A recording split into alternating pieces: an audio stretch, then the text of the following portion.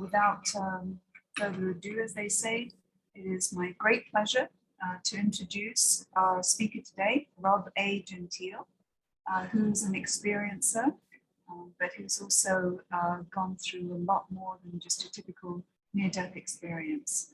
And so I'm going to go ahead and hand it to him. We did put together a flyer, and he has a book, Quarks of Light. So I would encourage you to get a copy of that. And without further ado, let me just hand it over to Rob. Go ahead, Rob. It's all yours. Thank you. Thank you, Angie. I'm delighted to be here, speak to your group. It's an honor. I'd like to start by giving you a little bit of background about myself. I'm married for about 33 years. My wife's a pharmacist. I have one daughter. She's special needs. She's nonverbal. She has Rett syndrome.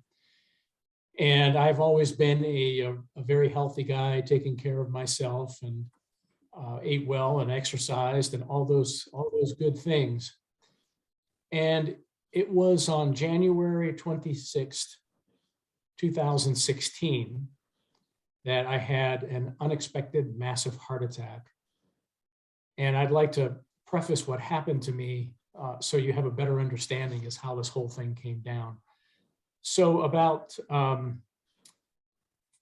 3 days prior to when I had my massive heart attack, I had gone to Pittsburgh, Pennsylvania, which is where I'm actually from originally. I've been in North Carolina now for over 30 years.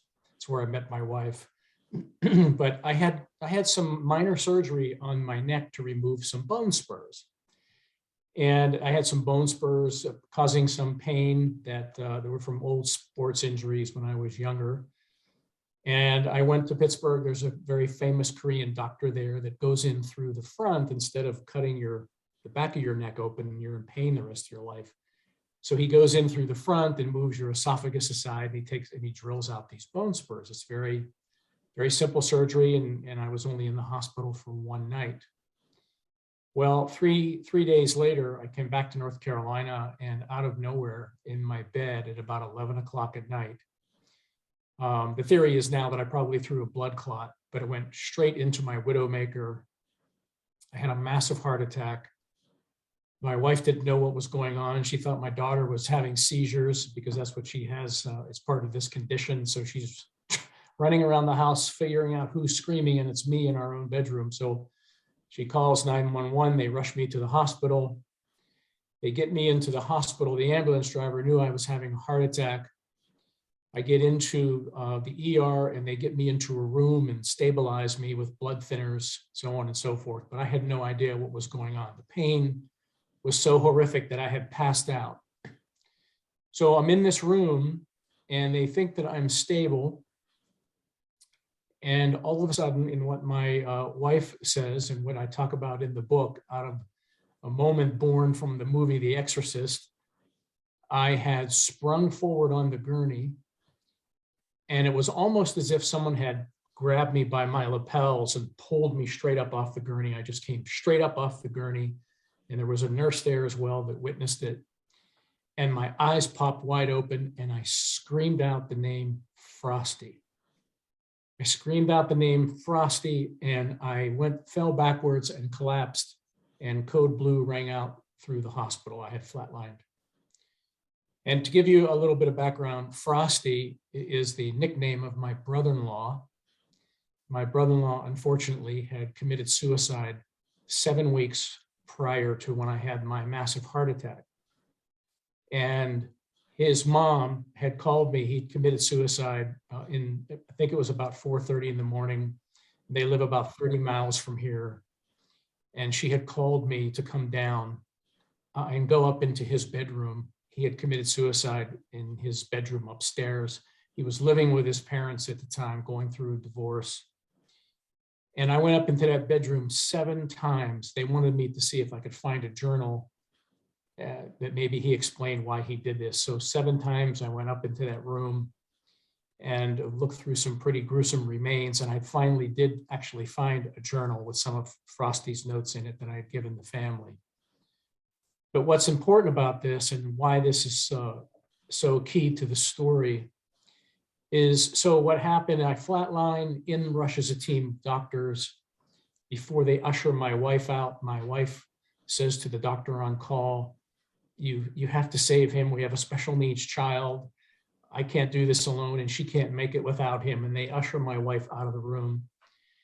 And I was clinically dead for 20 minutes. They could not revive me. They did everything that they could. They did paddle shocks. They did vigorous sternal rubs. They did 4 injections of epinephrine with the needle into my heart. I was not coming back. They were about to call it, but something possessed Dr. Patel, who's a beautiful Indian woman, who's a very good friend of mine now, to continue to work on me until she obtained a very, very slight pulse. The cardiologist was not in the hospital. He was en route, but she was able to maintain a very slight pulse until he got in. He found the blockage, put a stent in my widowmaker, but it was too late. Severe damage had been done to my heart. They had to intubate me. I was on the vent and I slipped into a 4-day coma. So that's how this whole journey began. And what's fascinating about this is that on the 4th day, well, I should say that during that 4-day period, they had sent in a variety of neurologists to see if I were brain dead. I don't know how they do those tests, but they couldn't figure out whether I was brain dead or not. My oldest brother drove down from Pittsburgh. I was raised Catholic, and he called the local parish priest. The local parish priest came on the 3rd day and gave me what we call in the Catholic faith the extreme unction, which you only get once in your life as a Catholic. So he came in and anointed me with oil, prepared my soul to meet my Creator, and everybody just kind of walked away. But on the 4th day, my doctor said that they couldn't wait any longer. They said, we've got to take the tube out. If he breathes on his own, he's probably going to be a vegetable. We'll see what we have. Well, obviously I started choking. And when I woke up, they told me that my heart was completely destroyed. The only way I was going to live was to get a heart transplant. Now, what's curious about the first part of this whole experience is that on the 2nd day coming out of coma, Dr. Patel, the Indian woman that continued to work on me and wouldn't give up, came into my room and sat at my bedside, and she started to tell me, she pulled up a chair and she started to tell me about how happy she was to see me alive and everything that she did to me that night, and couldn't even believe that I made it. And then it got very personal, which was interesting. She began to cry, and she started to talk about her father. And she said, I had given up hope I lost my faith, and I became very, very bitter. I lost my spirituality because I was pregnant with my first child, my son, and my father, that's all he did was live to see this kid's face. And a couple of months before my son was born, out of nowhere, he had a brain aneurysm and he died. And she said, I've been very bitter about that. And we were so close that we could read each other's thoughts, and I haven't felt his spirit. But she said, seeing you alive, maybe, just maybe, there's something more out there, because there's no way you should be here. And the puzzle kind of unscrambled, because what had happened to me, 2 things had happened when I was in that 20-minute dead zone. First thing that happened is that Frosty had come to me. My brother-in-law Frosty came to me, and he said to me, I've made a big mess out of things. I need you to go back and help clean things up and tell my family I'm in a good place. And when Frosty said that to me, when I came out of coma and I realized that Frosty had come to me and spoken those words to me, it was a huge paradigm shift, and it really began to open my mind and open the door to other possibilities. Because having been raised as a Catholic, suicide is a mortal sin. It's a no pass, no go. If you commit suicide, you go straight to hell. So that was the first clue that, somebody tells me that they're in a good place. It certainly isn't hell. And it really, like I say, began to open up my spirit and open up my mind that, hey, there's a lot more going on here. And then when Dr. Patel was sitting there next to me holding my hand and my arms were paralyzed, I couldn't move my arms for days. And she started to tell me about this whole thing about her father, the puzzle unscrambled, because what else happened in that 20-minute dead zone is that another male spirit had entered the room, and I can hear this male spirit repeatedly saying over and over again, you can save him, don't give up, keep working on him. Same message over and over and over. And as she was weeping in front of me, it hit me that it was her father that was the one, her spirit, his spirit had entered the room and was coaxing her to continue to move forward and work on me to save me. And to this day, every time his birthday comes along, you know, she calls me and we have this incredible conversation because she knew that it was her father that was the one prompting her and that he had never really left her. So that was the first part of my experience.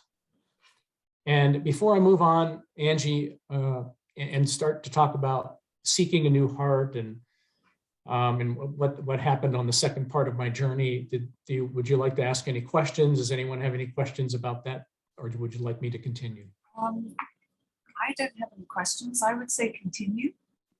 And you can ask the questions afterwards. Thank you. I'm sorry, I couldn't hear you. I would say continue on and we'll ask the questions a little later. Okay, very good.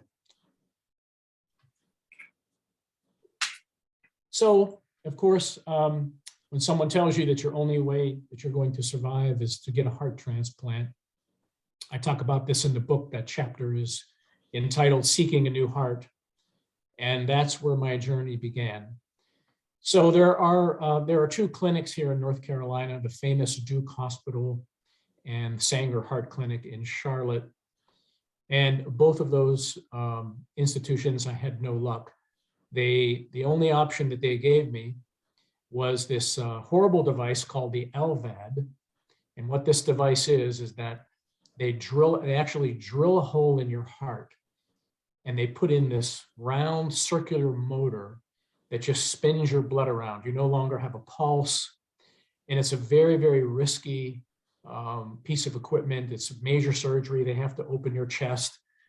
And most people have strokes, lots of infections because they put this motor in you and then they cut your sides and this device comes out the side of your body and hooks to the pump and you're always getting infected. You have this perpetual open wound and less than 30% of people ever make it to heart transplant. At the time, I was 56 years old and no other health issues. So I just could not resign myself to getting the LVAD. At Duke, it was a little bit better. They said, what we're going to do is we'll put you in diapers and we'll hook you up to this heart pump that we're going to fish up through your groin. And this machine is the size of a 55-gallon drum. It's made of helium. It's going to sit by your bed and it'll pump your heart for you. And it's only temporary. It's a bridge. And my wife said, well, what happens after 40 days and a donor heart doesn't arrive? And they said, well, the only thing we can do is then give him the LVAD. So things were looking very, very grim. I called up my employer. I happened to work for, I'm a sales engineer for a steel company. I called up my employer who's in Chicago, and my boss said, well, before you do anything, let me talk to the owner. Now, the owner of my company, I work for an independent company, and I had no idea that the owner was a philanthropist and that he donated quite a bit of money every year to the University of Chicago Medicine. So evidently, Mr. Tang made a call to the University of Chicago Medicine. And in 2 days, I was on a plane headed to Chicago because the doctor there told me that if I would come there, they would guarantee me that within 4 months, they would find a heart for me. So I get to Chicago, my wife and I get to Chicago, and I don't know how we even made it because when I walked through the door, they said, we have no idea how you're even walking around, but you're here and we'll take it from here. So lo and behold, it was a stroke of luck. There was a brilliant Indian doctor there by the name of Dr. Juvanandan, who's transplanted over 1,500 people, and he, including his wife, and he had been working on this new heart pump called the New Pulse for like 10 years. And the New Pulse was this extraordinary device that he would make a slight cut above the heart and fish this little skinny pump down through the aorta of the heart. And like the LVAD, the wires go out the side of your body, but it's attached to a pump about the size of a lunchbox. And you just wear this pump around and it pumps your heart. The only issue is that no human being had ever had it for 3 weeks. It had only been tested on cows. So they told me, they said, look, we cannot move this thing forward into human trials unless we have 3 weeks of data. And you're not going to live anyway. So we're going to give you the choice if you want to try this new experimental pump, or we can't guarantee you that you're going to live and wait for this donor heart to arrive. So I made medical history with the New Pulse. I had it installed in me. And lo and behold, they got their 3 weeks of data. But even with the New Pulse, and I had to wear a defibrillator vest 24 hours a day because my heart kept on going out. So this thing would shock me back to life. And I had a port in my chest that was dripping this medicine called milrinone on it, which was kind of like STP for the heart. It made the heart pump faster, but it also set the clock ticking. So even with the vest, the STP for the heart, the New Pulse, this is where, right before my donor heart came, that my heart gave out again, and I had my second and most profound near-death experience. So this is where, in the book, I've entitled that chapter "Into the Ethereal," because it's the most difficult thing to explain. It's the shortest chapter in the book because there's no language for this kind of thing. So I'll get right into it. What had happened to me is that I had this dark night of the soul. I felt like I was being attacked by all these demonic dark things that were happening, that mistakes that I had made in my life, all these crazy things that were going on. There was a storm raging outside. I was on the 8th floor of the hospital facing downtown Chicago and Lake Michigan. And this horrible storm came whipping up, and sheets of rain were pounding against the window, and dark and lightning flashing. It was just unbelievable. And it was there that my heart gave out again, and I simply resigned myself to dying. And I screamed out, "Do with me what you will." And in that moment, when I said, "Do with me what you will," I found myself standing in the middle of nowhere. And the best way for me to explain this is that it was kind of like looking outside an airplane window on a crystal clear day. You know, if you've ever been on a plane, I'm sure all of you have, you're looking outside an airplane window and you could see everything, but there's really nothing there. It's just blue. And that was the first part of my experience. There I was, standing in the middle of nowhere. I could see myself down in my hospital bed, dying, hooked up to the pump and all these IVs and everything else in my green hospital gown. I'm 174 pounds. I had atrophied down to 138 pounds. I was unrecognizable. And at the same time, I can see myself standing in the middle of nowhere in the same hospital gown, but perfect and whole. No pumps. My body looked perfect. I was whole. And as I was standing there, I didn't see, and I talk about this, and I was disappointed as a Christian. I didn't see Jesus Christ. I didn't see any divine being. Instead, God expressed his presence in concepts that I wholly understood. Standing there, things were impressed on my spirit like, I am omnipotent. This is your divine source. This is your real identity. this is the power behind all things. And as I was there, standing there in that space, this is where I had a life review of myself, and I had a life review of some of the nurses. And this is very curious to me. I had a life review of 2 of the nurses that I had made negative assumptions about. And standing there in the middle of nowhere, I could see these nurses going in and out of patients' rooms, taking care of patients. And it was almost as if we all know how cartoons are created. You know, these still shots are drawn and then the pages are flipped at high speed. And this is how I was able to see their lives, except it was going backwards. And every time there was a watershed event in their life, like abuse by another, physical abuse, a mistake they had made, a poor choice, circumstances out of their control, whatever it was, I could see that in that millisecond as to what that watershed event that helped form who they were. And when I came out of that, then I got this life review of myself and the mistakes that I had made in my life and the things that I was most shameful about. And I remember standing there saying, how could I have ever judged these people so harshly? And how could I have ever judged myself so harshly? And that was the first part of my experience in this ethereal space. And then the most fascinating part of it, and this is the title of the book, I simultaneously saw and became part of this gigantic web of lights, this interactive web of lights that binds us all. And it was almost as if someone had picked up the grains of my being and threw them into this strong wind.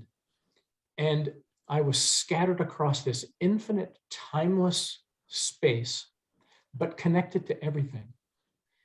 And the way that I explained this web in the book is that it's almost like looking at we all know what a nucleus looks like, and we all know what dendrites look like. It was like trillions and trillions of neurons that were all woven together in this tapestry of beautiful twinkling lights. And in that space, I understood that each nucleus had this spark or quark of light inside of it. And that each one of those quarks of light, which is the smallest building blocks of matter, by the way, and I've come to believe that quarks are what the creator uses to create. He uses light to create and transform and heal us. And each one of those quarks represented a life. And it was kind of like there were brighter parts of the web and some dark parts of the web. But everything was one. It was a message of unity and oneness. And I remember being in that place, feeling connected to everything and everyone, and saying to myself, loneliness is an illusion. How could I ever feel alone when I'm connected to everything? And I also thought, while in that place connected to everything, if I hurt myself, I hurt everything connected to me. But if I love, the light will spread. And this was a message of unity and oneness. And I felt that there was this universal language being spoken through all of creation, that all of creation could understand. And I felt that that universal language was love. I had never felt a peace and a love like I did in that place. And while I was there, it was almost as if all I had to do was think about a question that I wanted answered. And that answer was kind of like placed on me. I didn't have this experience of hearing music, seeing other dead people, or any of those types of things. The 5 senses for me in that place had no functionality. There was no taste, there was no smell, there was no sound, but communication was kind of like telepathic and synchronistic. It was, like I said, if I wanted to know the answer to any question, all I had to do was think about it, and there it was. And one of the most extraordinary things that I had experienced while I was in that place, and I hope I could talk about this without breaking down, but so my daughter Maria is 25 years old. She's special needs. She's nonverbal. I've never heard her voice. She doesn't walk, talk, or feed herself. And in that place, I saw Maria, and she was perfect and she was whole, standing in the middle of nowhere. And I asked Maria in that nonverbal communication, I said, Maria, I've never known your voice. I've never heard you say, I love you, Daddy. Your mother and I have taken you everywhere to heal you. We don't know what to do for you anymore when you're having seizures. We don't know how to comfort you. We don't know what to do anymore. And Maria spoke 3 words to me in that unspoken language of the ethereal that changed my life forever. And they continue to transform me. And she said to me, just love me. And when she said, just love me, I found myself back in my hospital bed. And that was the end of my experience. And when I found myself back in my hospital bed, having had that experience with Maria, I knew that the perfect heart was going to arrive. And yet, if the perfect heart didn't arrive and I was going to die in that moment, I was at such peace that I really didn't care. So that ended my my near-death experience, my time in the ethereal, and that experience continues to transform me today, because now I know the truth and there's no going back.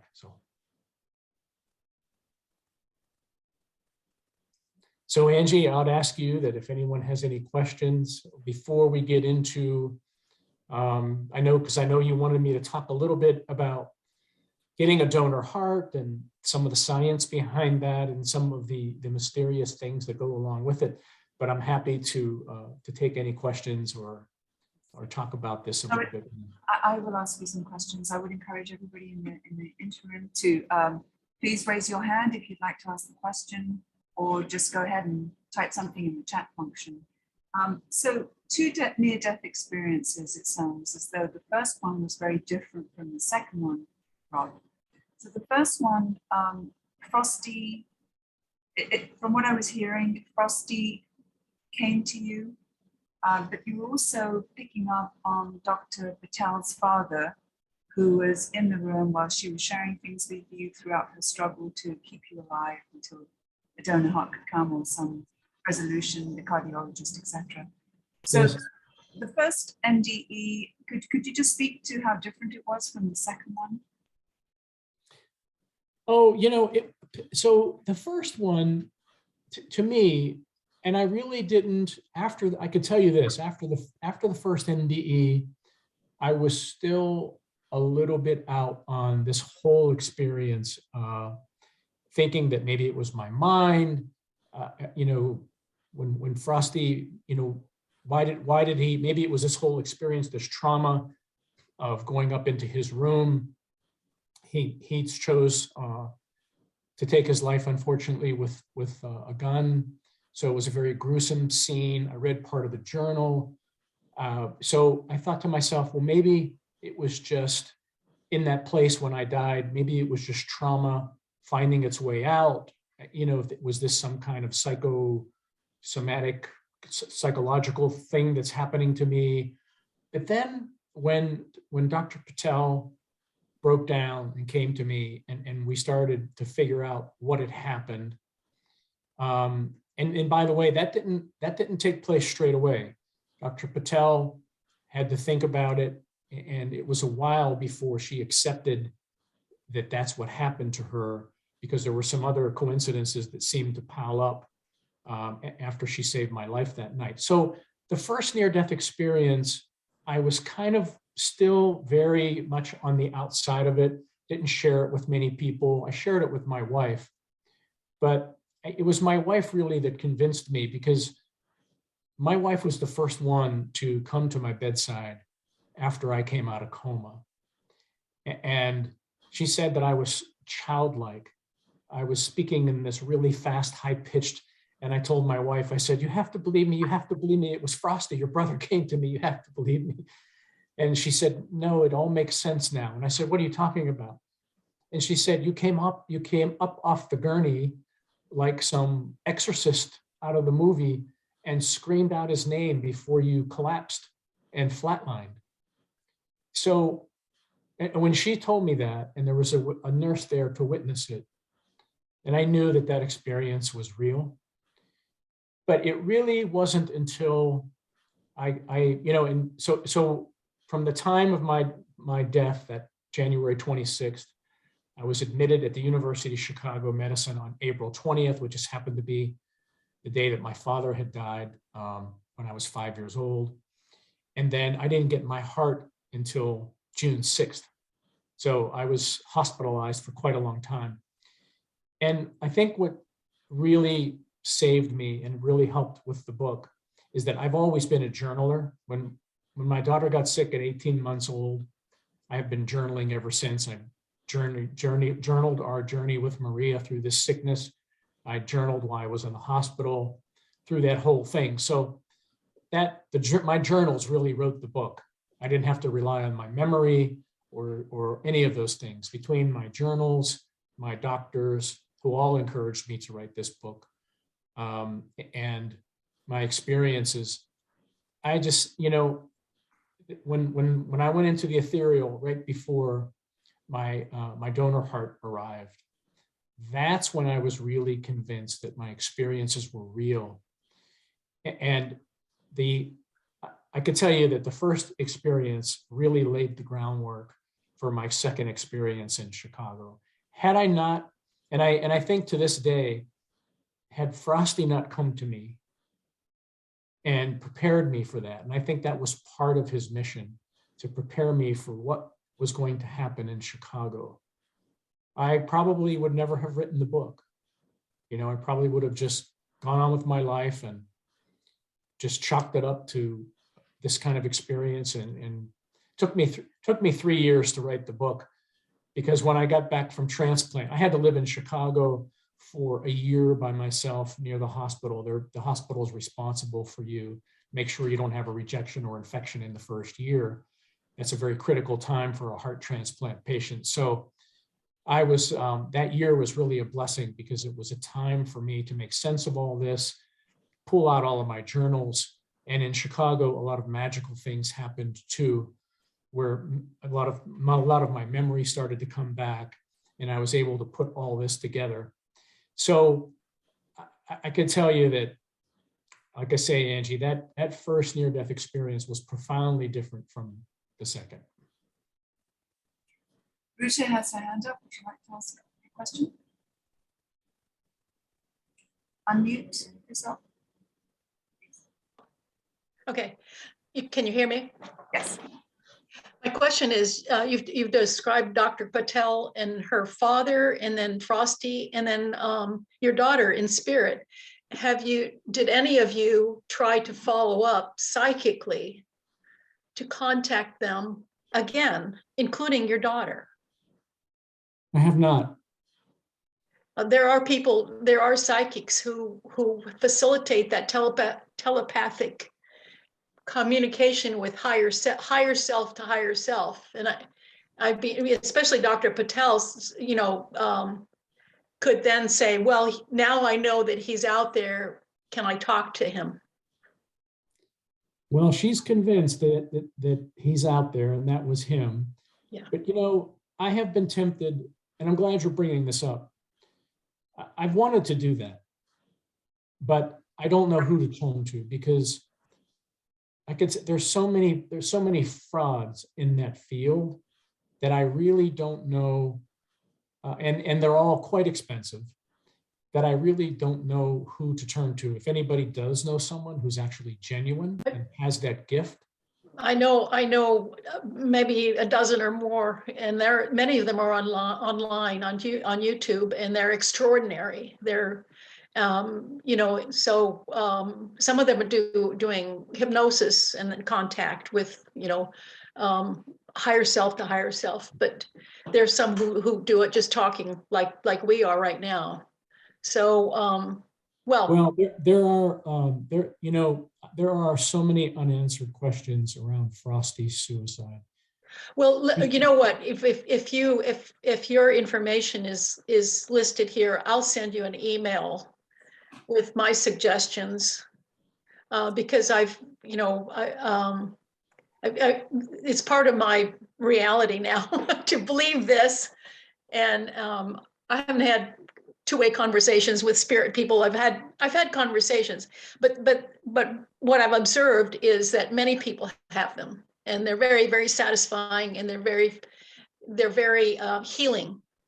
They're very powerful healing, and just your encounter with Frosty brought you to a new reality with him.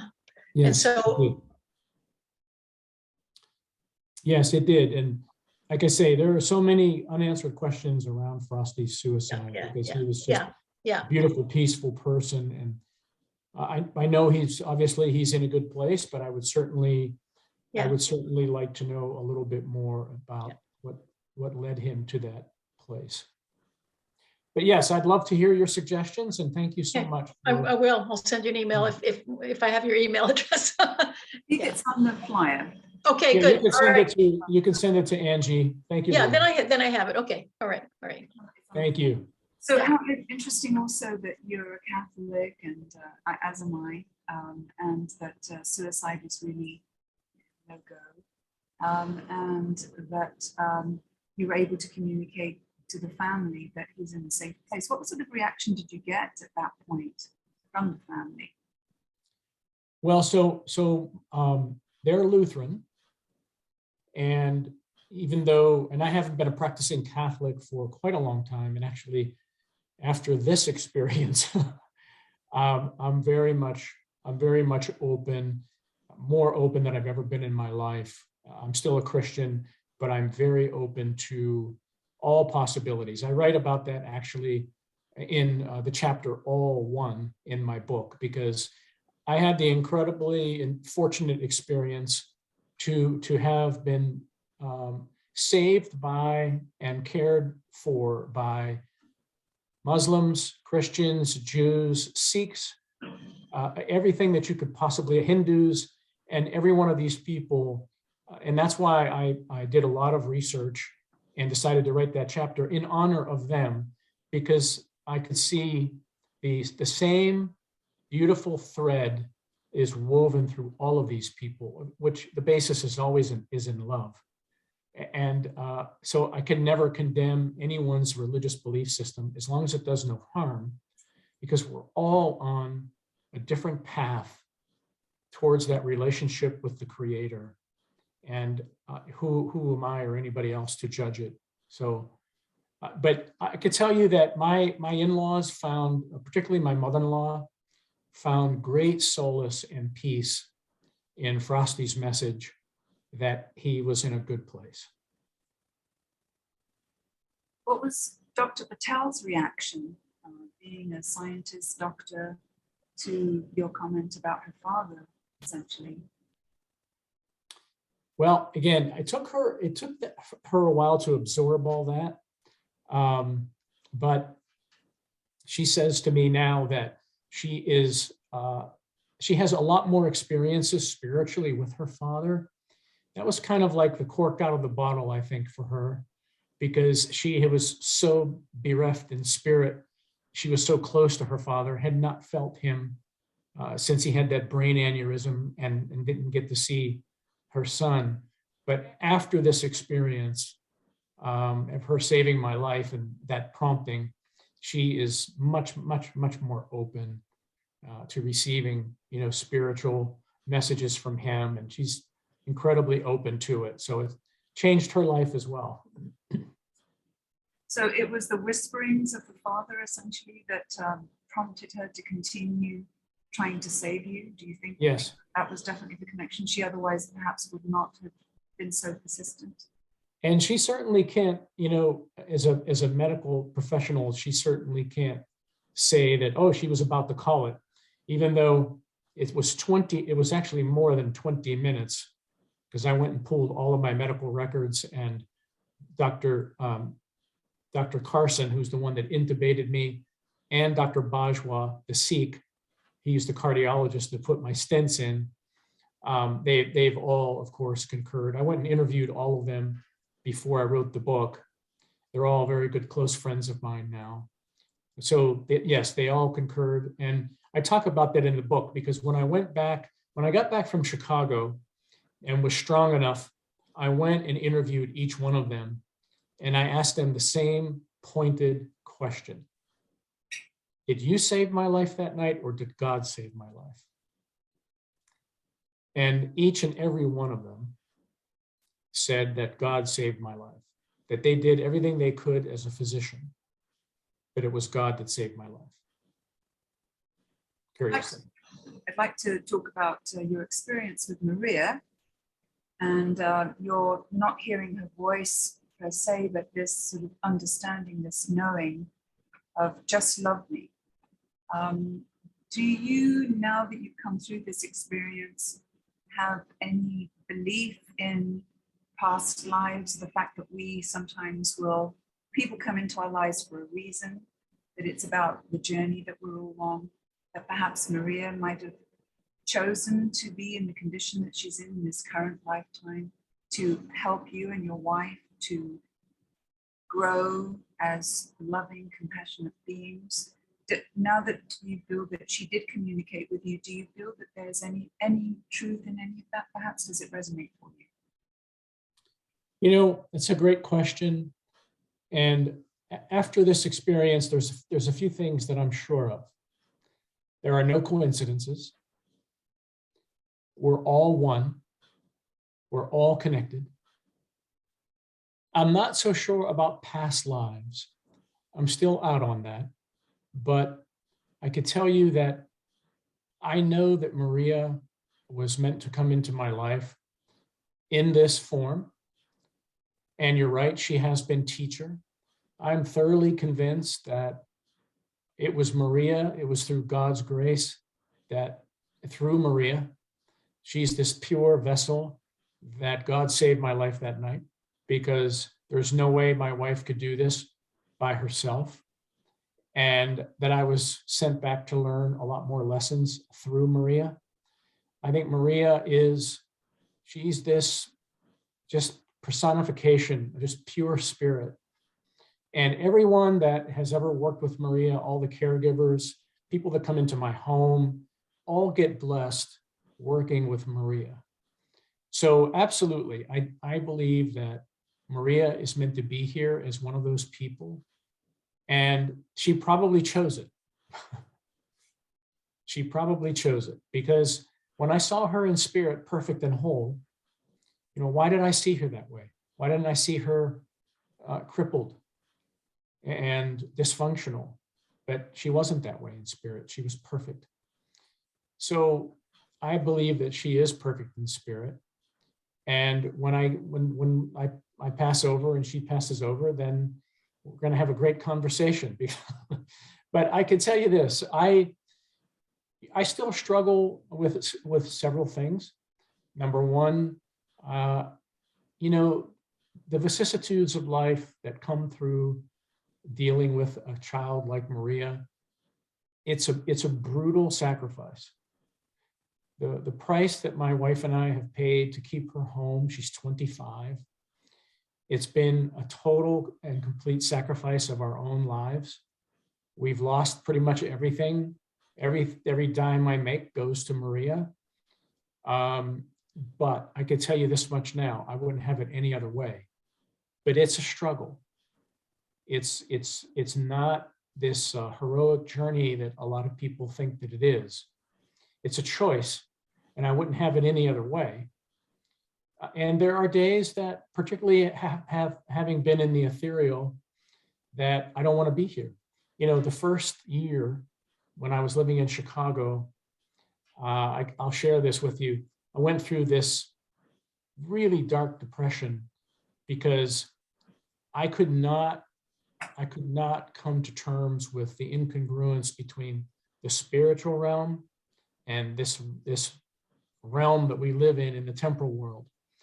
And I've always been a transcendental meditator, and every day when I was in Chicago by myself, I would meditate for hours and try to get back into that ethereal space because I didn't want to be here.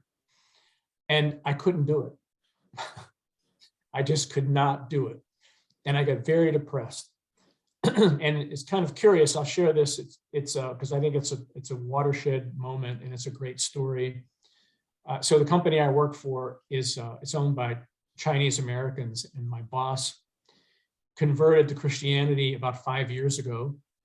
And never forget the day he brought his Chinese pastor of all people to my apartment in Chicago because he knew I was really struggling.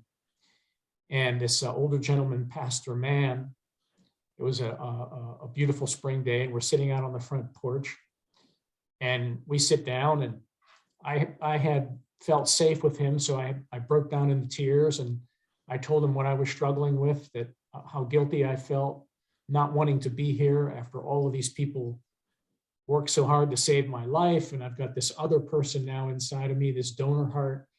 I've got two people that, you know, that I have to be a good steward for, and Maria and my wife, and don't want to be here. I want to leave now. And, you know, he told me something.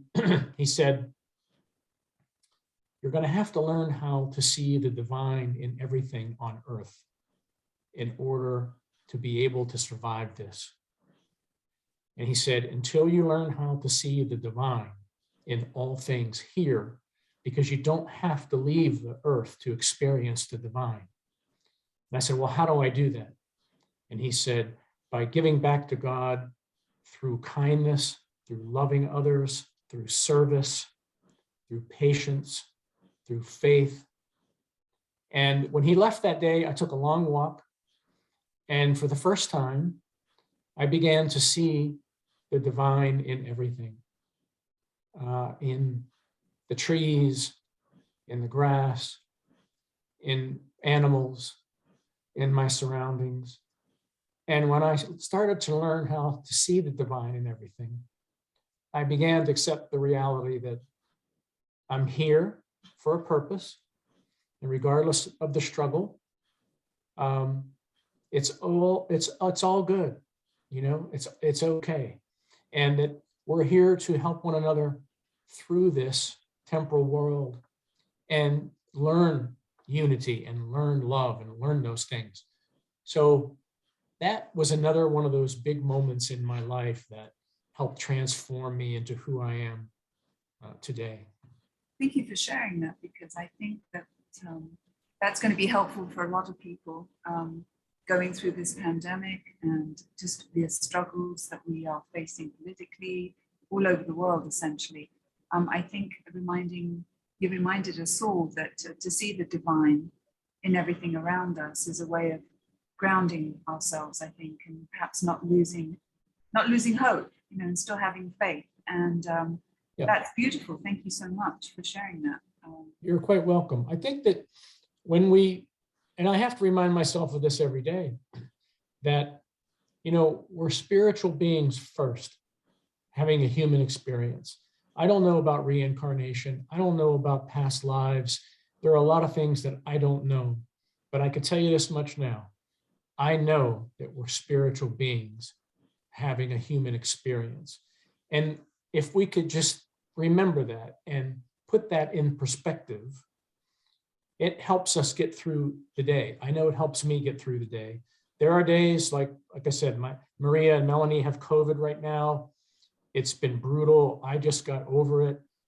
Maria can't tell me exactly how to help her, even though pretty much we have a wonderful spiritual relationship now, and I could feel what she needs, and I could see it in her eyes, and we have a great way of communicating.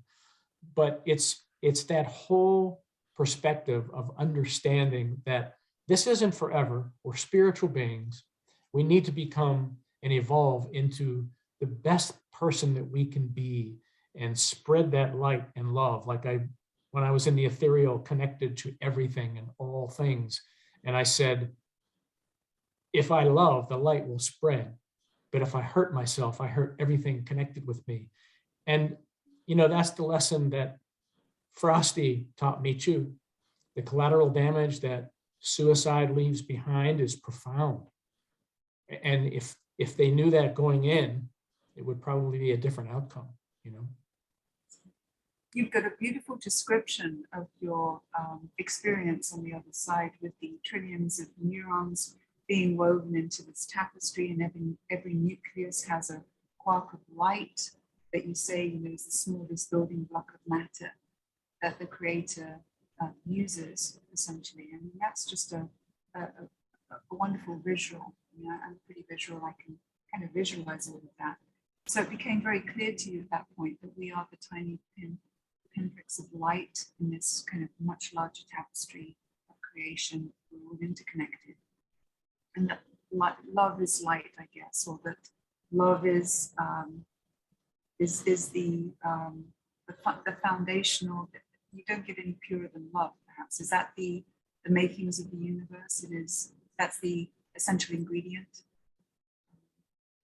And yeah. And you said that there's no such thing as loneliness, because we are indeed interconnected. And so it's an illusion. So loneliness is an illusion. And by hurting yourself, you're hurting the collective, you're hurting everybody else. But by loving yourself and loving everybody else, you're spreading the light, essentially. Absolutely. Let's talk. I'm convinced that the creator uses light to create. When you think about it, and you know, science is finding out new things all the time, but quarks are the smallest elements of matter. And there are several different quarks. And these quarks combine to create infinite possibilities. When I was in that space, I thought, my goodness, this is the way it has to be. You know, we've made it so difficult to understand these things as human beings. But in that space, when you think about that the creator uses light and these quarks to create a tree, a person, a blade of grass, it's all the same formula. It's all the same stuff. How else can it be? And light is the foundation of that. So that was one of the key takeaways that I got from my experience. And I talk about, there's a lot of research that I put in the book, because science now is finding out that light is the foundation and source of the universe. So what else could it possibly be, you know? Well, synonymous with light is energy, is it not? Absolutely, yeah.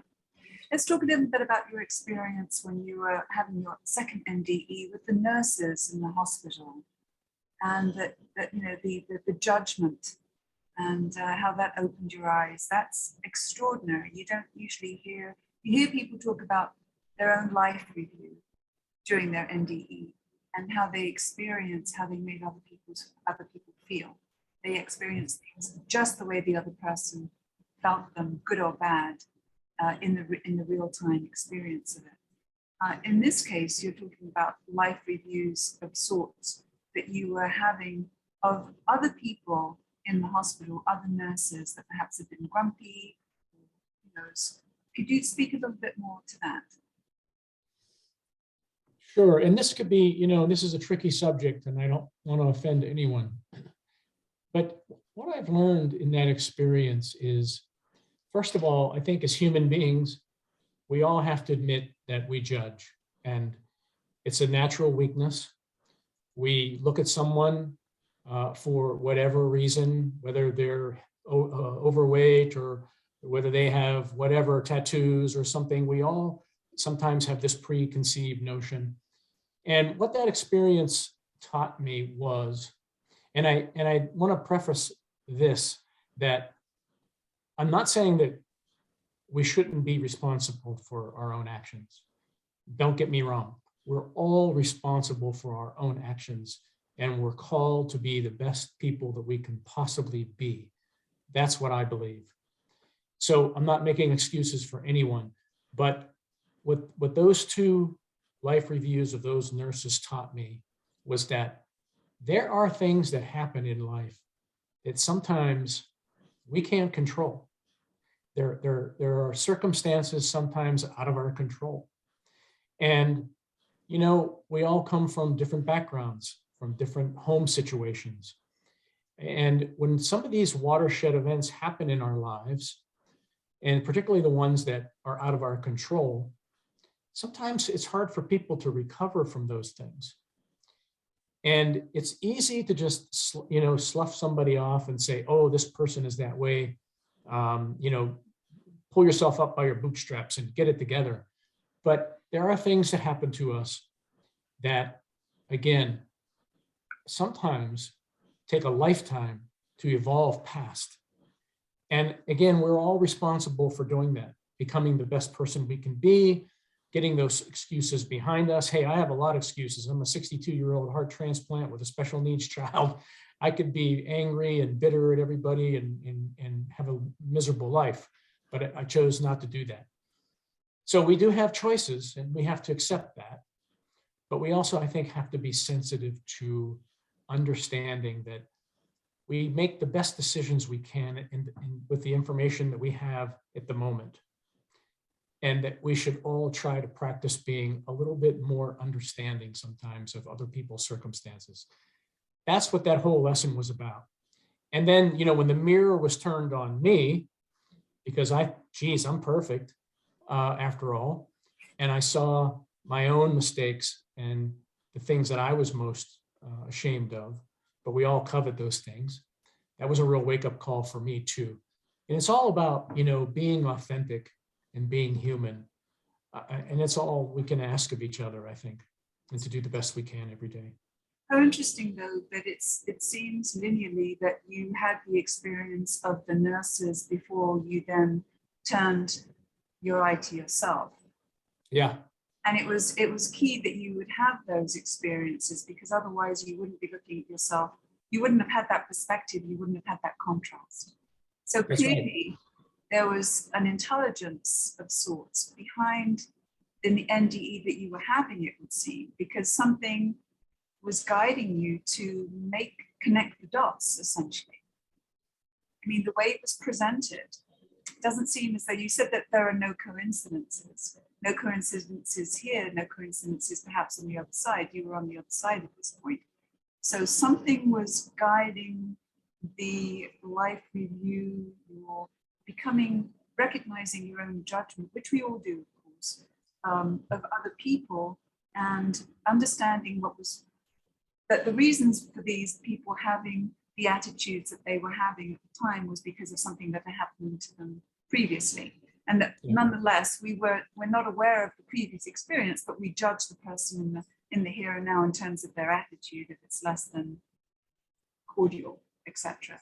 And then it allowed you to then look at yourself and see, well, if I'm judging other people whom I don't even know this harshly, I know myself. I think I know myself pretty well. At least I've been present throughout my whole life.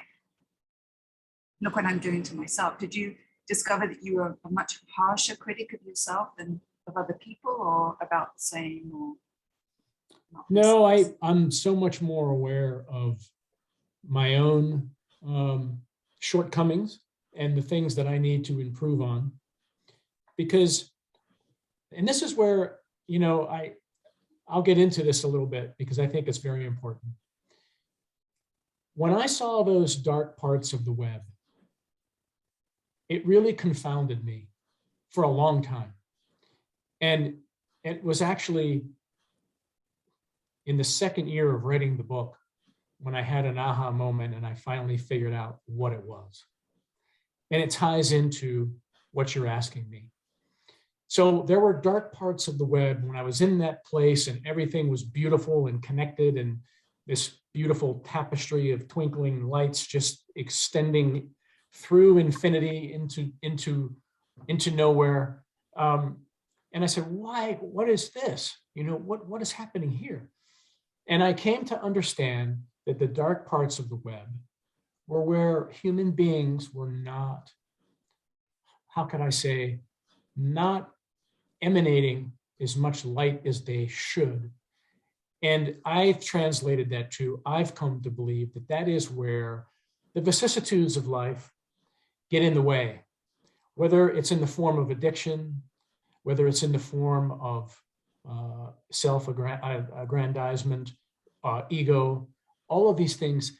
The dark parts of the web to me were areas where we were not illuminating the path for ourselves and others as much as we should be.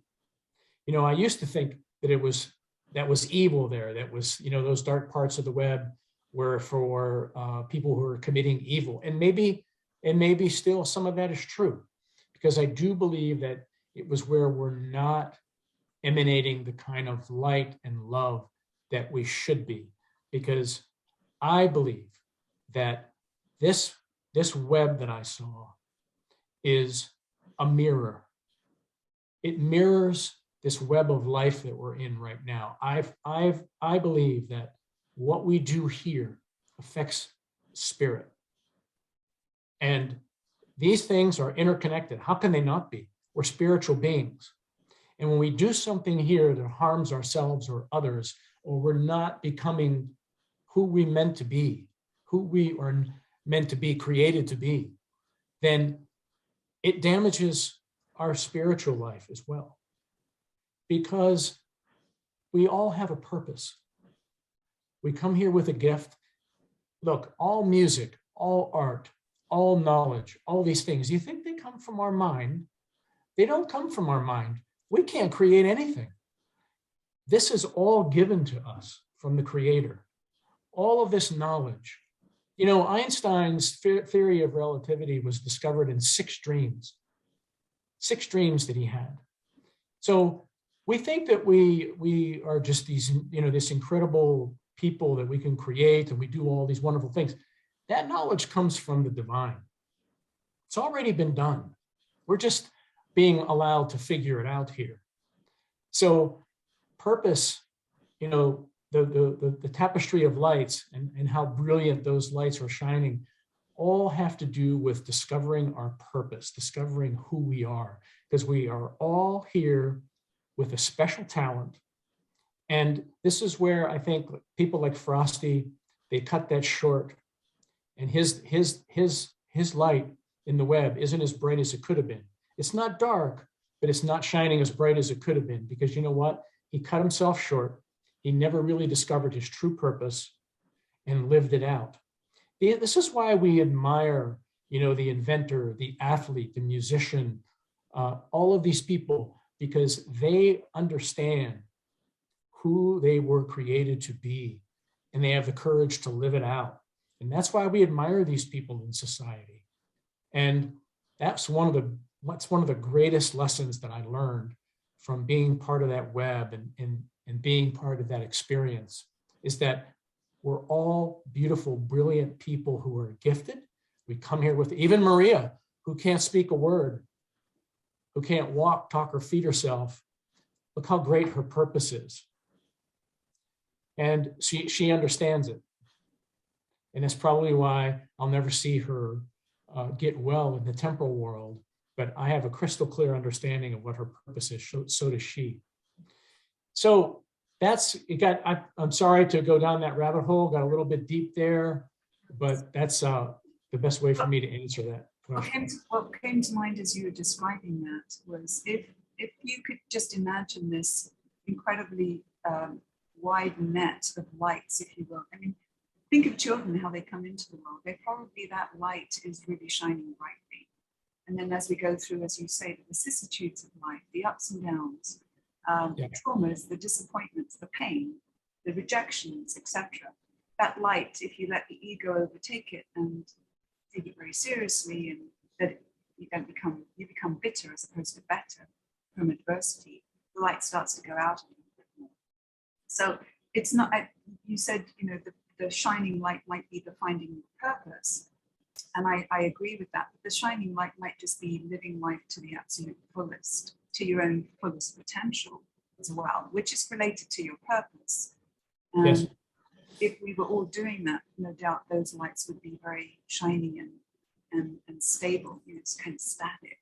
And it's people who are, you know, not able to do that for whatever reasons, that, you know, are the darker the darker lights, if you will, or the areas that are not really very, very well lit up. But the potential is there for every light to shine very brightly. Maybe it's up to the individual to make the choice, even though they've gone through adversity, but perhaps they're choosing to allow the adversity to hold them back. Yeah, and that's why I like your analogy about a child. It's a beautiful one, because when you look at a child, they come into the world, they sleep like this, open to the world, open to absorbing everything. They're filled with light and laughter, and they get it, So it's what I call HT, home training, circumstances in life, all of those things that help form us. But a child comes ready to go, with their own mission, their own purpose, their own personality, as we know. And then these changes and these vicissitudes and all of these things start to happen in life. But those who can really remember, and I think that's why cultivating those individual talents that we all have, that spark that we all have, that's where the magic is, and purpose lies in each and every one of us, and I think that we have a responsibility as human beings to figure out what that is. I also think that, this has sort of come to me in the last day or so, that I think people have to make a decision to be courageous. This is I'm sorry? To be courageous. Oh, yes. To be courageous, absolutely. to be fearless. Life is extremely hard, long and arduous. And for some people, it's even more arduous than others. But I think if you can make a decision to be fearless, regardless of the adversity, to live fearlessly and to try to live as magnificently as possible, to see the adversity as a challenge. How can I grow from this? Kind of turn it around. It's all about perception anyway, because perception is really where it's at. There's a chapter in the book entitled Gifts of Adversity. And I deal with that exact subject in the book, because adversity, when you really think about it, introduces us to who we really are. And it really cuts through all this other mud, and it cuts to the chase, and it calls us out. It calls us out to be the best that we can be. And, there's no human being that has ever grown on a yacht in Hawaii drinking a Mai Tai. It's always through adversity, and it's always the mother of necessity is the mother of invention thing that makes us push ourselves and makes us grow. Just like lifting weights, you can't build a muscle until you tear it down. And I'm a big fan of adversity. I've had plenty of it in my life, but I can tell you that I welcome it in such a way, because I know it's the only way that I'm going to grow as a person. I would encourage our members, please, to come forward with some questions. You can always type them up in the chat. Can I ask you, Rob, your Catholic background, perhaps you weren't a regularly practicing Christian, but how has it changed your religious beliefs, this experience you had? Take, for example, Frosty and suicide. Clearly, we know that that is not the truth, that cut down to hell if you commit suicide, that the universe and the creator is benevolent and loving enough that it would never do that. But what has it actually done to your religious roots? Well, I could tell you that, first of all, there are man-made laws, and then there are those of a divine loving creator. And I think that, now the Catholics have changed their mind about suicide. So now it's not, you're not condemned to hell. So these are some of the things that I've struggled with in my own, religious background. I'm no longer a practicing Catholic, although there are many beautiful things about the faith that I love. But how can anyone, suicide is a very, very complex act. And there's mental illness involved in suicide. There's typically drugs, as was the case with Frosty. He had a severe anxiety disorder. So he was on drugs to help deal with that anxiety disorder. You know, suicide is so multifaceted, and I don't think anyone wants to take their own life.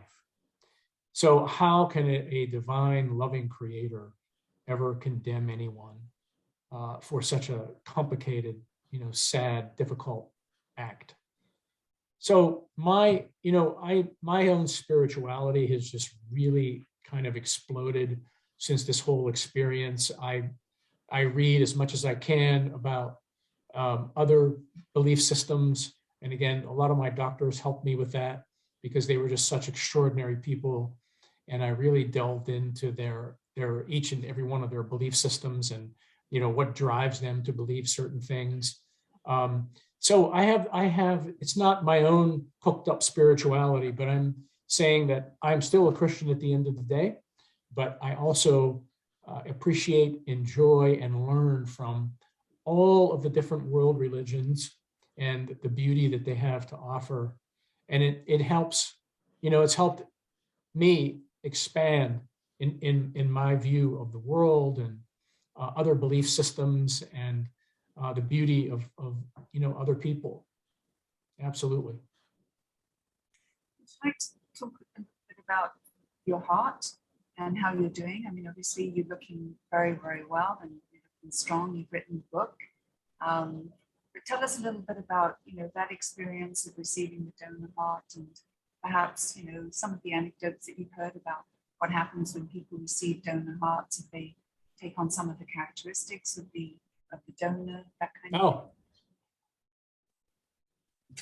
Sure, I'd love to touch on that. That's I did an awful lot of research for that in the book because with whoever hasn't read the book, I don't want to spoil too much about the identity of the donor because I think that everyone would find that to be extremely fascinating.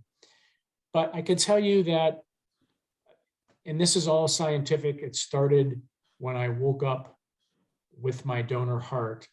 And my donor heart was, my doctors used to laugh at me because they'd come into the room and I'd be kind of like holding on to the rails because the donor heart was beating so strong that it was kind of like, rocking me back and forth in my bed.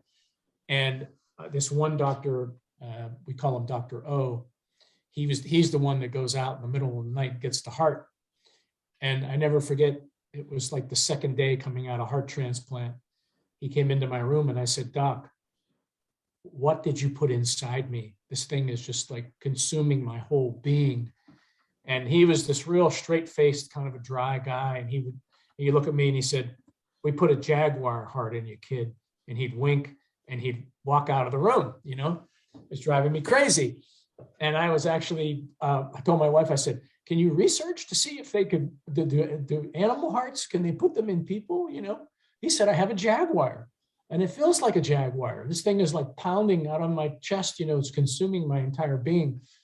But anyway, Dr. O and I, we didn't become friends, but he finally, after 3-4 days of me questioning him, he sat down and he started to tell me a little bit about the science, which was so fascinating because and particularly in the first year, this other human being began to express itself in me.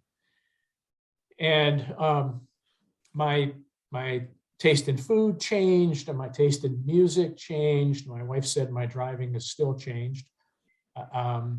But all of these extraordinary things began to happen. And as I started to research this for the book, in addition to what Dr. O had told me, I found out some fascinating things. And that is that most of us don't know that the heart has its own brain. And when you think about this, the heart, of course, is the first thing that forms in a mother's womb because it's the heart that has to transport blood and oxygen and nutrients to the rest of the body, including the brain. So it's the heart that communicates with the brain first.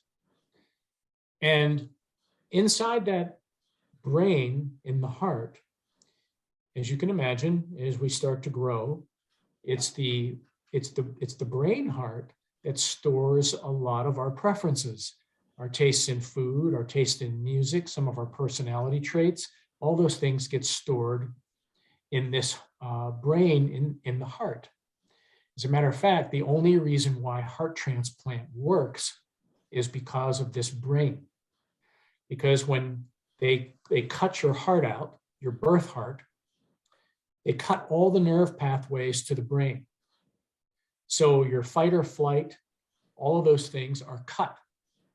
They throw your heart in a garbage can and they put somebody else's heart in there. So what happens is that this heart, the new heart, has to build new pathways to the brain, has to find a way to communicate with the brain. It takes a little time.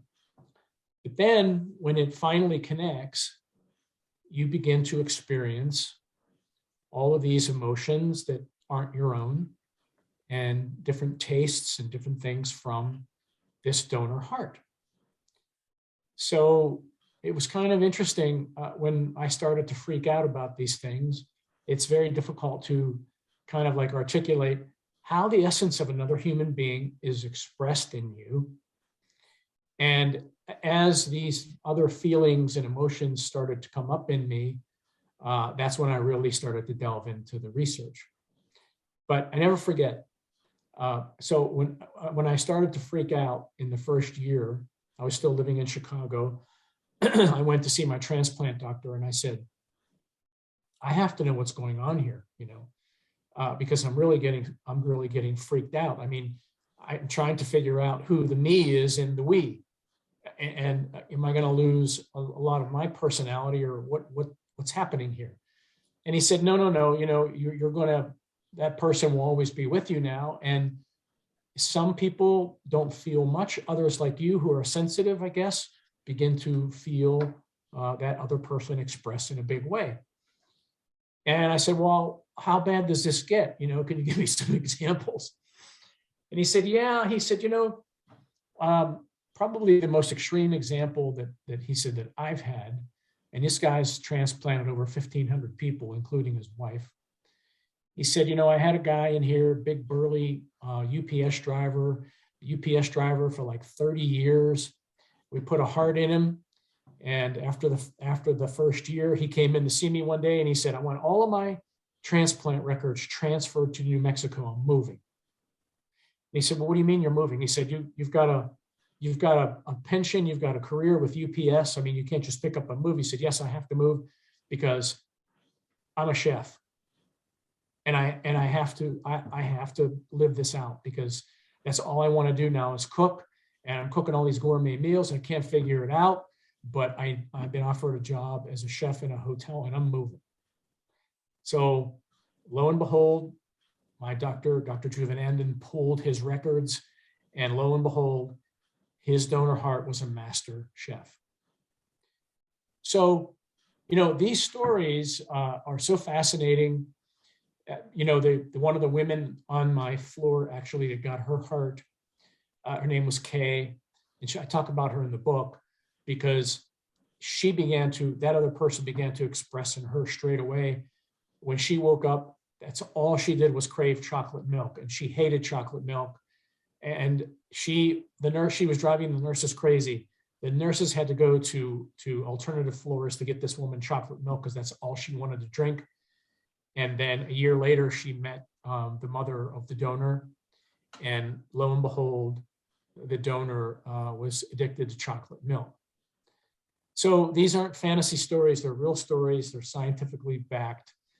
And but Angie, I'm not going to get into too much about my donor and some of the things that transpired after that, because those are some of the extraordinary parts of the book that I'd like to leave out, but it's just incredible. Yeah, absolutely. So we have a question here, a comment and a question from Carmen. She says she's just ordered the Quarks of Light, looking forward to reading it. What a fascinating story. Thank you so much for sharing it with us. What can Thank we do you. on a daily basis to be better aligned with the aspect of oneness and interconnectedness that you're referring to? What can we Can do you- on a daily basis to become better aligned with the aspect of oneness and interconnectedness? Oh, that's a great question. You know, I'll tell you what I do personally. I've learned to start my day, even if it's just 15 minutes, but I start my day in meditation, and I kind of open myself up. I do read a couple of scripture. I read a few passages just to kind of like prepare my spirit, prepare my mind. But I open myself up to spirit every morning before my day starts, before Maria gets up and, you know, all the craziness begins. And I remind myself that I'm a spiritual being first, that I'm part of the divine, how much God loves me.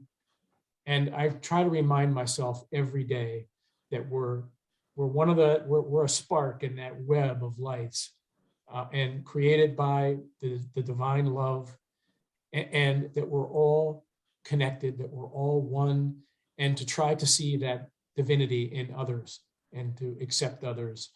And for me, you know, to express that in service to Maria every day really keeps me grounded. And I would also suggest, you know, being in service to others, like Pastor Mann told me, and that's how we learn to see the divine in others and into our surroundings. So try to open yourself up every morning before the day gets crazy. Remind yourself who you are. And I think that that'll help put things in perspective for the day, lay that foundation. We have Maureen makes the comment that she has read your book and it's wonderful. And Edie Thank you. says she's just finished the Audible version and it was mesmerizing and so inspiring that she will definitely listen to it again for sure. Thank you. And we have Maureen who has had her hand up. If you'd like to ask the question, Maureen. Oh, wait, can you hear me? Yes. I can hear you. Okay, I had a near-death experience also, and also I had a daughter that died 2 years ago, and her heart went to a recipient, and we communicate.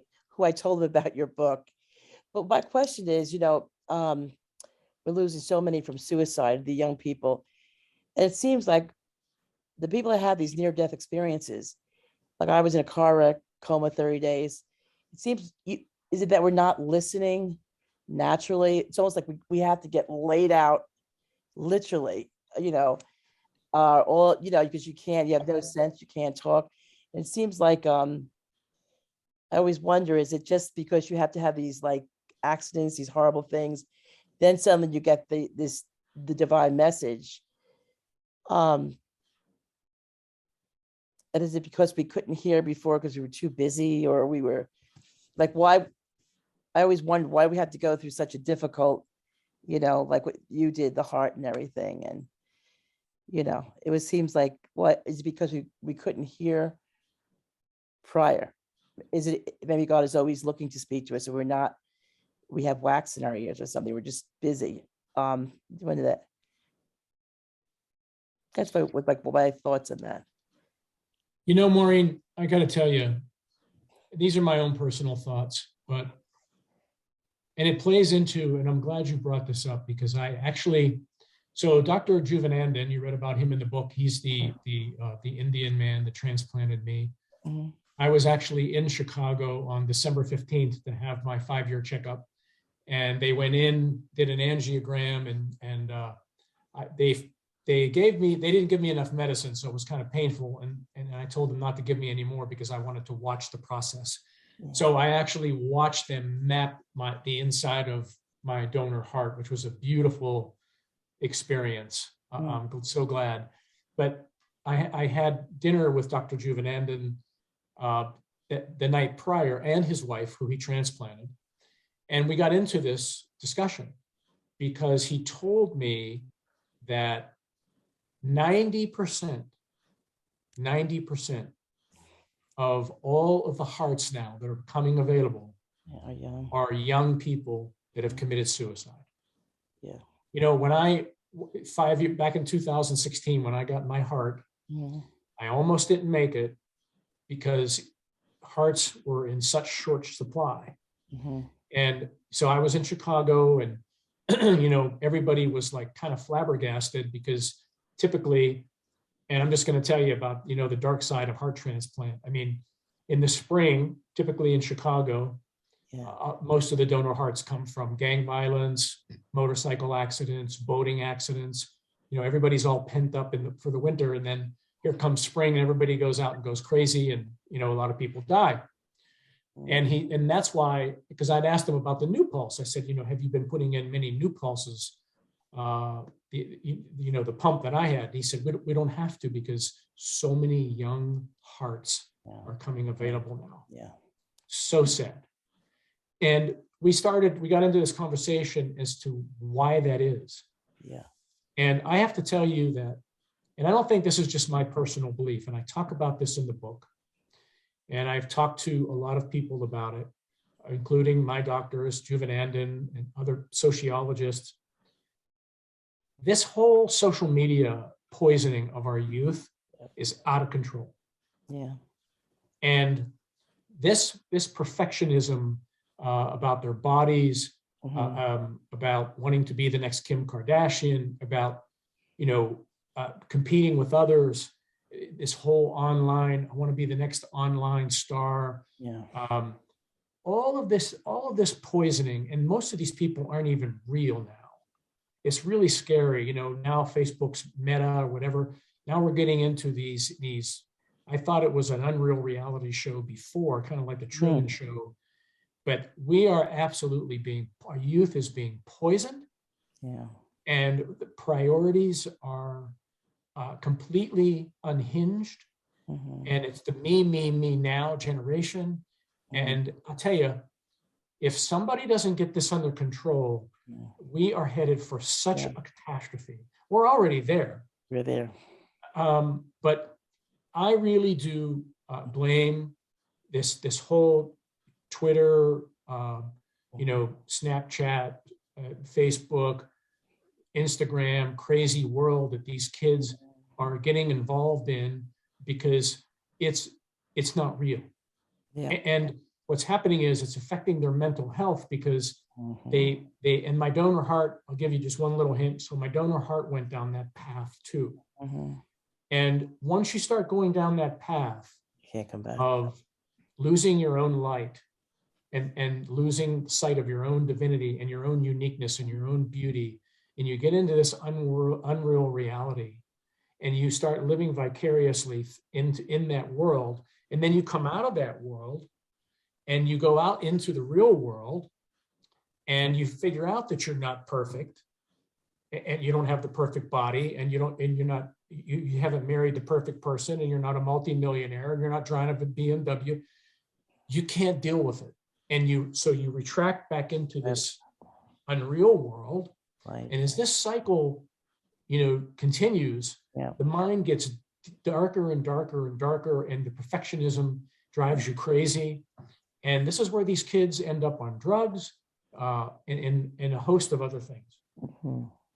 And you know, if parents don't get their hand around this, and we can't always push everything on educators in the school, it starts at home. I don't know what we're going to have. God help us.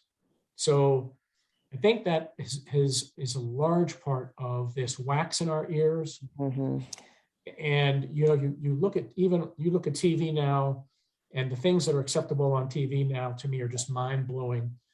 We have lost our moral compass, and these kids are the ones that are really suffering. And it takes away their creativity. It takes away goodness. It takes away identity. And this is the trap that, you know, particularly in this country, that we've fallen into. It's tragic. I don't know how we're going to wake up. Part of my mission with this book was to get out there and, you know, and to do that. People have asked me, well, what do you want to do now? I'd love to go talk to schools. I don't know how much it would help, but we have to really all make a personal effort to help break this cycle, I'm telling you.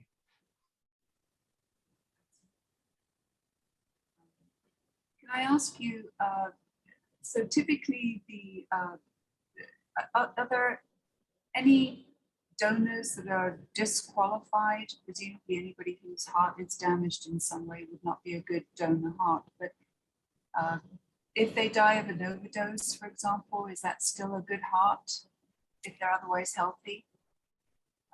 Are people disqualified for any other reason, alcoholism, for example, or I don't know that much about donors and donor hearts, etc. Just was curious. Yeah, so there are a lot of things that, and that's why there's still such a shortage, even though now, like I said, like particularly at University of Chicago Medicine, they've got more hearts than they know what to do with because so many young people are killing themselves. But yes, so someone who's an alcoholic, someone who's been a smoker, sometimes, believe it or not, sometimes they'll accept an AIDS heart when there's a shortage. When I was there, they actually asked me, would I rather die or accept an AIDS heart if one came? And they said, we can control AIDS now, Rob, so you really need to think about this. I don't think they're having to consider that now, but so if someone dies from an overdose, typically there really isn't that much damage to the heart, particularly if it's a lot of these young kids, because they don't know what they're getting. It's not like they're longtime drug users. They're usually getting something that's been laced with another chemical. So if they can get them in time, usually the heart isn't damaged. Now, like my brother-in-law, who unfortunately used a gun, if a heart can, believe it or not, and this is where the spiritual side comes in, a heart can be traumatized. A car wreck where you see what's happening and you don't die right away. You get into a car wreck and it's a horrific car accident. The heart gets traumatized. It actually gets bruised. They can't use it. Gunshots, they can't use it, things like that. So yeah, there are, hearts can get disqualified pretty easily. So if somebody shoots themselves in the head in a suicide, you're saying that the heart cannot be used because emotionally the heart is traumatized? That's correct. Wow, I had no idea. Somebody That's who correct. hangs themselves, same thing? Anyone who actually commits suicide in a physically brutal way could potentially disqualify them from being a donor? Yes, it depends. It depends on how quick it was. It depends on a lot of things, but there have been exceptions with shootings and things like that. So it's kind of a tricky thing. And then of course age plays into it, and things like that. Yeah, if they've had heart disease. So yeah. Do they try to match people as far as gender is concerned? I'm assuming possibly yes, because it's about the build of the recipient, whether the heart is powerful enough to keep that person alive, the person who's going to be receiving the transplant. But does gender come into it? Can a man receive a woman's heart and vice versa? Yes, interestingly enough, we are anatomically identical, men and women. However, a woman's heart is smaller than a man's heart. So when they look to, and that's the other tricky part of this whole thing. So there's a sac that holds the heart. It's called the pericardium, and that's how they measure the heart. So if the heart is too big for someone's pericardium, obviously, then they can't use it. What they have found, which is actually the case for me, is that, and it was actually the University of Chicago that discovered this, is that a small heart will actually grow inside the pericardium. Typically in the old days of heart transplant, it had to be like a perfect match, body size, body weight, size of heart, had to be perfect. But now they have found that if they put a smaller heart in someone, particularly if that person takes care of themselves, that heart will grow into that space. It's pretty amazing. And because they had to pretty much, for me, because I was going to die the next day, I got a smaller heart, a much smaller heart, actually.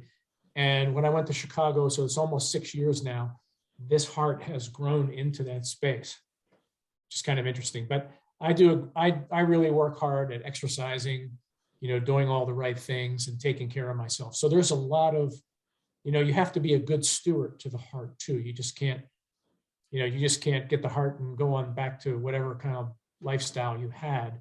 For example, they will not transplant someone who was a smoker. What they have found is that typically if someone has been a smoker for 10 years or more, as soon as they start feeling good again, they'll go back to smoking, and it destroys the heart. So now smokers are completely, they're completely admitted from getting a heart.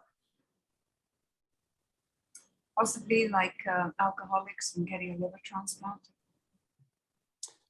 It depends on the severity of if the liver is still in relatively good shape.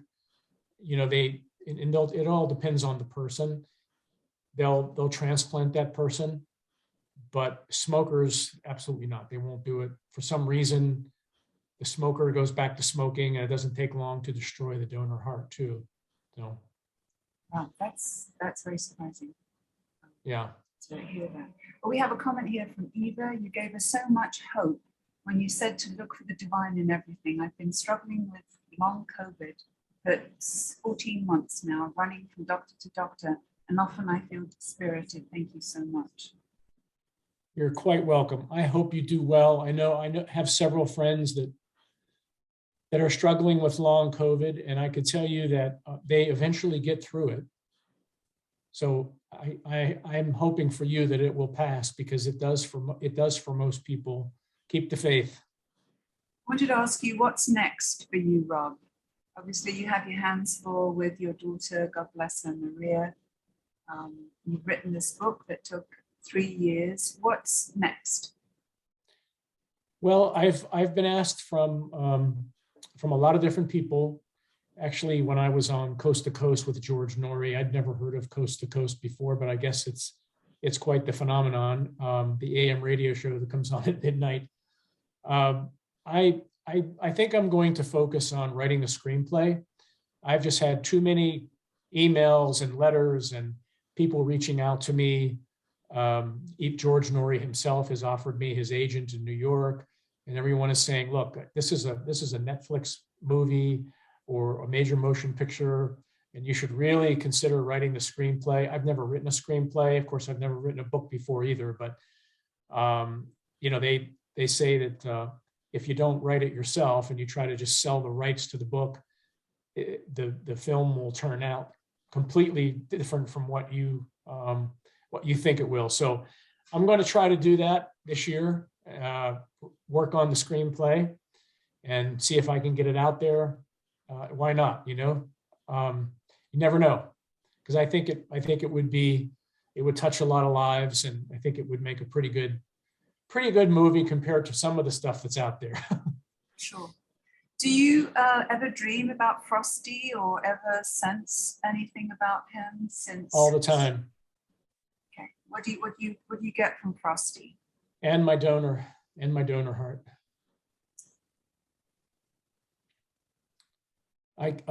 From Frosty, and that's why the woman that offered to send some information about a potential Ruta, yes. Yes, thank you. I get these feelings from Frosty of both relief and confusion, and I'm not exactly sure what that's all about. Because I sense that the severe anxiety that he had did not follow him into that place. The demons that he had here, I think that he's at peace, but yet maybe it's remorse. particularly now seeing his daughter, what she's going through, and his parents are still alive. They're in their 80s. And this thing they've never really been able to get over. And they aged rapidly, grieving through this whole process. And I think that Frosty has deep, deep regrets about it. I think that he wants to express that somehow. Maybe it's through me. I don't know. But that's what I get from him. And I get similar frustrations and feelings of kind of sadness, a lot of sadness coming from my donor heart. And it's very difficult for me sometimes to deal with these things. I struggle with it because I've always been an incredibly positive, action person. And there are days that it really weighs me down. So I need to figure out, it was wonderful to express those things in the book. And I think that my donor heart really appreciated those things that I wrote in the book. And it was a cathartic experience for both of us. But there's a lot more that my donor heart wants to do. I've got to figure out what that is. But yeah, so both of those are very real. That was a good question. Thank you. I have a couple of comments, actually. In my readings about the near-death experience and past lives and what have you, one of the things I picked up is that people, and I've had 2 members of my family have committed suicide on my mother's side. And so what I picked up is that the person who passes due to the suicide goes to a special place on the other side where they are really nurtured, because clearly they've gone through a lot of trauma themselves to have committed the act. And then after some healing takes place, I think there's some sense of you really kind of have to stick around, and especially if you have children, and sort of see the effects of the act on your children, and kind of sort of stick around possibly for their entire lifetime, so that you're very aware, almost like a life review, but you're sort of, the impact that you have on someone sort of being lived out in real time while you're on the other side. I don't know if any of that's true, but that's something that I read. My cousin, who was in his 40s, committed suicide. He had a heart attack and was never the same after the heart attack. He was a firefighter. This is in Spain, in Europe. And I don't know too much about it, but was never really as strong and fit after the heart attack, which makes perfect sense.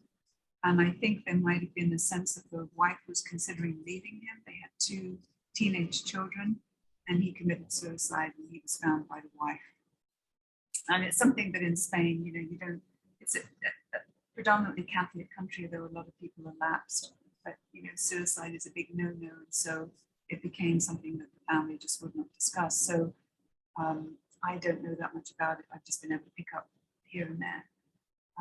Now, the other comment I wanted to make was, and that's fascinating if that is indeed true about what happens on the other side. Yeah. Suicide, which might actually, if any of it's true, let's just say some of it might be true, that Frosty might be in this confused state because there's pain, confusion, like this didn't have to happen. Look what's happened to my daughter. Look what's happened to my parents. That would sort of drive with that theory, if you will. But the other comment I wanted to make was your donor heart and picking up on sadness. But we were just talking about Frosty being on the other side and what you picked up from him. The donor heart, I wonder, is it something that you're picking up from what the person who, when they were alive, was experiencing? Somebody who potentially commits suicide, who knows? I don't know the story. I'm not going to divulge necessarily, but if there's sadness on this temporal plane in the heart, it would make sense that the recipient of the donor heart, if it's key trait of that individual over a number of years, it would kind of make sense that that trait would still be in the heart, pumping in the recipient. In other words, I'm differentiating between the sensations of sadness that you feel that you pick up on from your donor heart versus the donor who is on the other side now, who you may be tuning into. Does that make any sense? Yeah.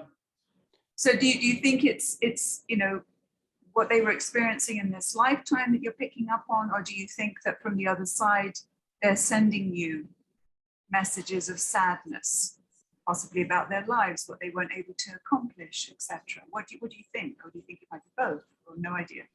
I think that particularly in the case of my donor heart, I think I'm picking up on both the act of suicide and the sadness that that person experienced while here. I know for a fact that that's both is what I'm getting from that person, because and I'll just share this part of it. So this person did hang themselves, but kind of curiously, once that person realized what it had done, it tried to pull the rope off and struggled to get the rope off and didn't want to go through with it. And that person had, and again, social media was a big part of that person's demise. And that person had gone through two really bad relationships. There was abuse involved. And this was a person born with a tremendous amount of love and light and giving, a person who loved special needs children, was a beautiful artist. As a matter of fact, this person's art and my mother's art are so uncanny alike that it's just spooky. This is what I'm saying, that there are no coincidences.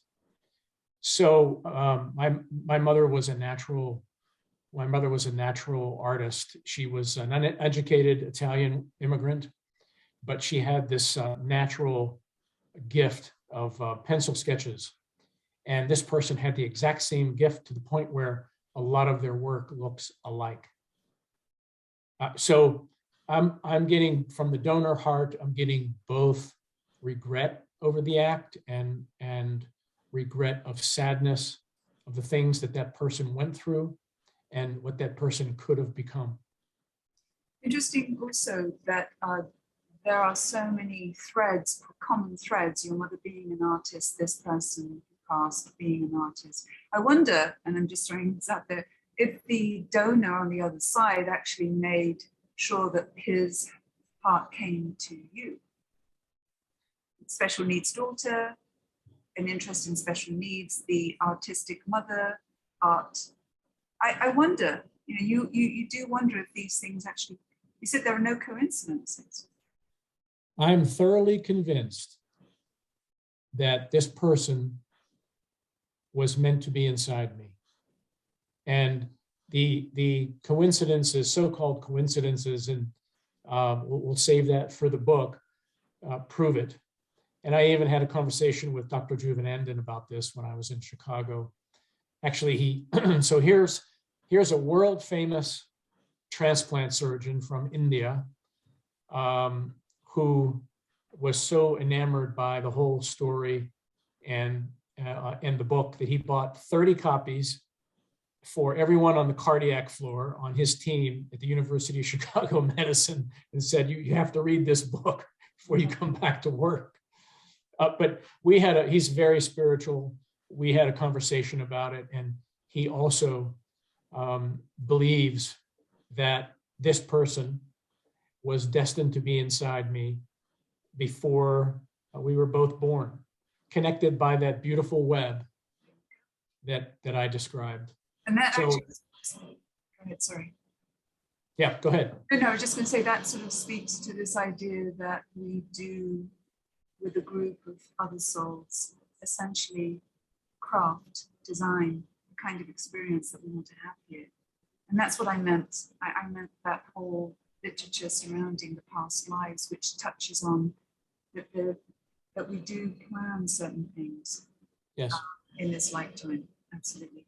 Well, we're running out of time, but I do want to hand it over to Edie. If you'd like to ask your question, please. If you could unmute yourself, thank you. Hi. Hi, Edie. Hi. Hi, Rob. I really loved the audible, listening to your voice. It was very touching. And maybe have you ever tried? I know you said you're trying to connect with Frosty and your donor. Have you ever tried writing? I know you like to journal, but asking a question and then just opening up your mind and your heart and writing what you feel comes.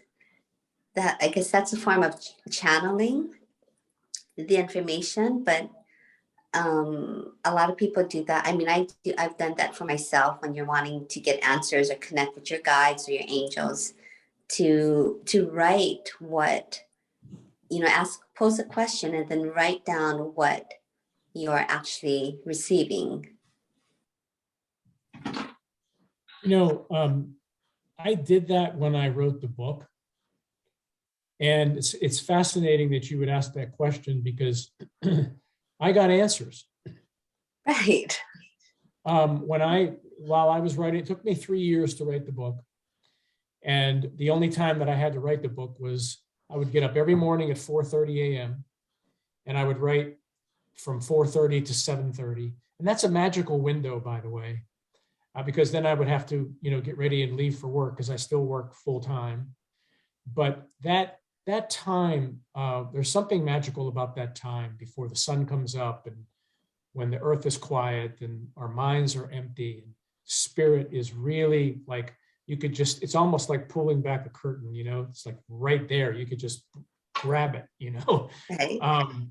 And so that's really how I got a lot of the answers, including this person's best friend, who by the way, came here during the summer and got to meet Maria and my wife, and I took her to the ocean, and her and her mom, and she cut Maria's hair. She's a hairstylist, and it was just an incredible experience. But I, when I was writing the book, I would do that. I would actually, first I would start with a prayer to ask the words to come through me and not from me, so they would be authentic.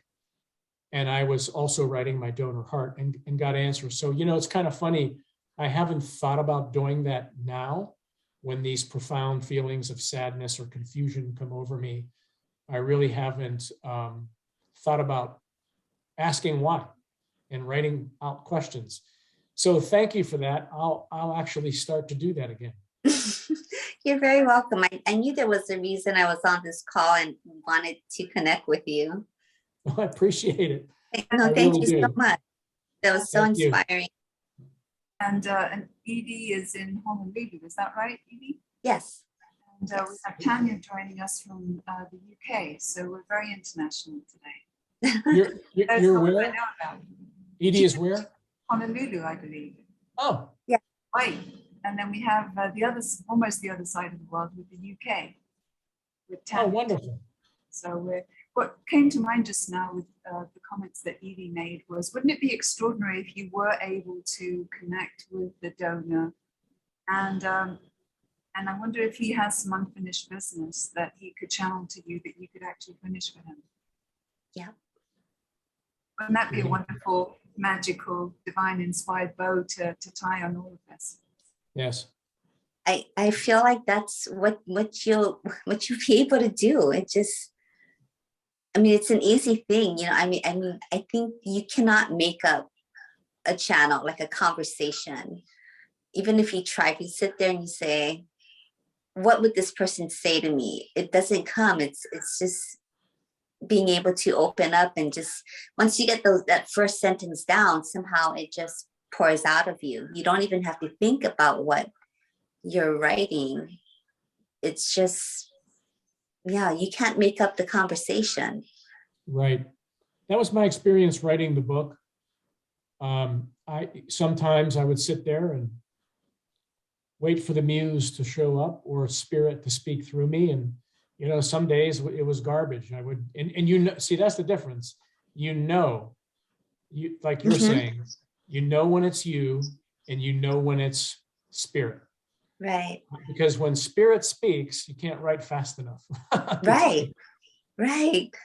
And it may be that your donor might come to you in a dream as well, if that might be easier in terms of images, that then you can take your time and find out what the deep sadness is all about. You know, Yeah. what would he have done differently if he had the opportunity? And maybe you can be, you know, the feet on the ground, the connection follow through. Yeah. But it's extraordinary that you have a relationship or had a relationship with the person in the donor's life. And it sounds as though that's what you were saying before, that you met someone in the donor's life. Yeah. Correct? And then Best friend. yes, best friend. So you get some insight into who that person was from somebody who knew them very well. That can't be a typical eventuality. I mean, that's got to be unusual, hasn't it? Very, very, very, very unusual. Yeah. As a matter of fact, all of my doctors kind of tried to persuade me not to pursue my donor family, because they had a lot of horror stories too. And I was so compelled because of these feelings to pursue it that I just wouldn't give up. And you have to wait a year before you can write an anonymous letter to the donor family. So it has to go through the agency. There are these agencies all over the country that feed organs, body parts to the hospitals. Mine was Gift of Hope in Chicago. And I had to wait a year before I wrote the Gift of Hope, and then never got a response, and waited another year and kept on writing, and so on and so forth. But my doctors didn't want me to do it because sometimes there are, mothers that really can't get over the mourning, and they get attached in a very unhealthy way to the recipient.